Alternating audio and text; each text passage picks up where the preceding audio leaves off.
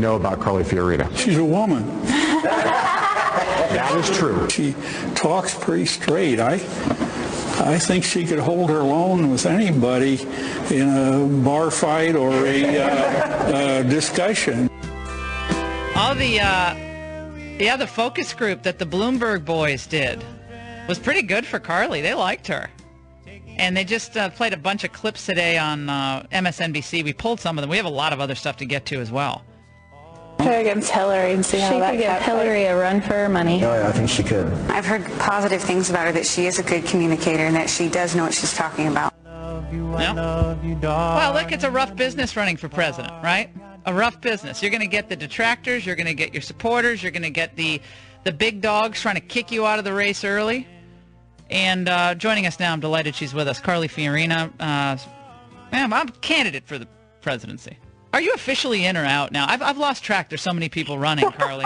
How are you? Laura, how can you have lost track? Yes, I'm officially in. I declared 2 weeks ago Monday. But hey, I love the music you're playing in the background. Yeah, why not? Well, we got to make this fun here. So, you've really made a stand on this trade deal. Like, you and I are for trade, and I reject all these people. Oh, you're against trade. Oh, be quiet. We're not against trade.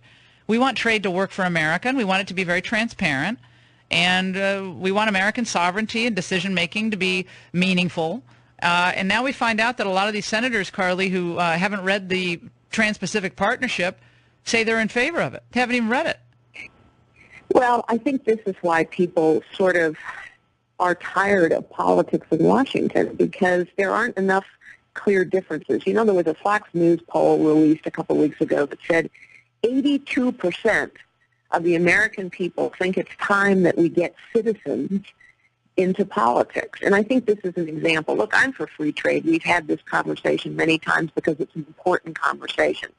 But any time you have a lack of transparency coupled with a lot of complexity, and that's what we've got in this deal, we need to be suspicious, because a lack of transparency and a lack of simplicity mean that people can cut corners, that people can take advantage, that it's not going to be clear when people are playing by the rules or not. We've got that in this trade deal. We've got that in way too much that goes on in Washington, D.C. in general.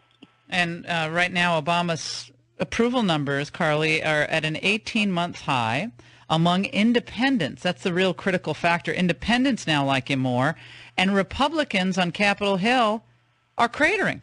People, they campaigned on resisting Obama's agenda, and now they're just throwing their arms around Obama, and no one's talking about the health care increases that are coming.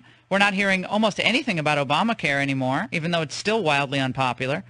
And I think people are fed up. They're like, why do we have a majority now? We're working with Obama and like sending him notes at night about how wonderful it is to work together. Well, it's helping Obama, not helping the Republicans.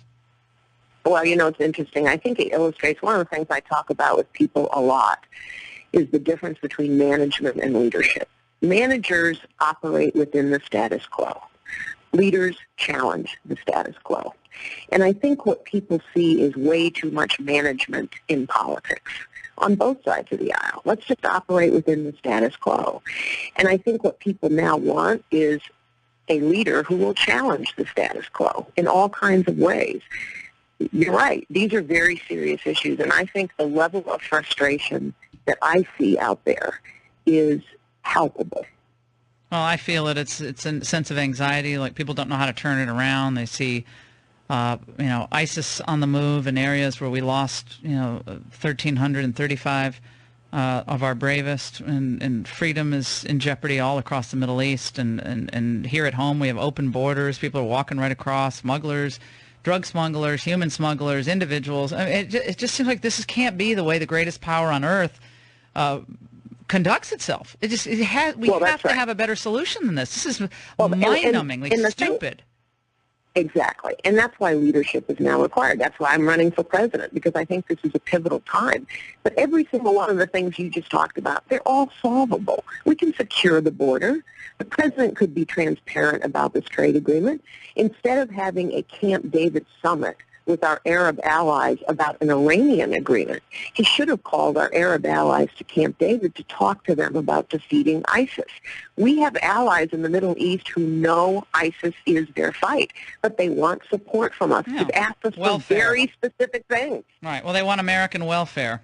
It's the welfare state for the Middle East, and you know, we've seen how that worked out. Well, yes and no. I mean, for example, let me give you a very clear example.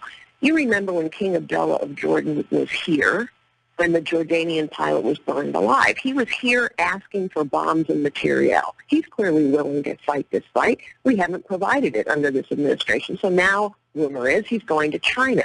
The Kurds have been asking us to arm them for years. And this administration says, oh no, all arms have to go through the central government in Baghdad because we have a one Iraq policy. Well, there is no central government in Baghdad that's on our side. It's clearly infiltrated by the Iranians.